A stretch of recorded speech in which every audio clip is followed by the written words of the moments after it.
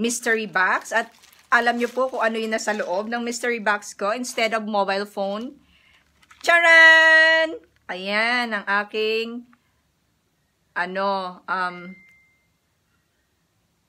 ring. Ayan, so nakita nyo ba? At saka ito maganda to pag umuulan, pwede nyong ilagay yung cellphone dyan sa loob ng itong plastic na to. Maganda siya, naruroll din pala siya. Ayan o. So, try ko lang, no? Try ko lang yung na-receive kong. Try ko lang tong na-receive kong nasa mystery box.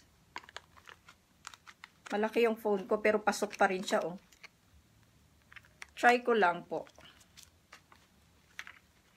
Ayan.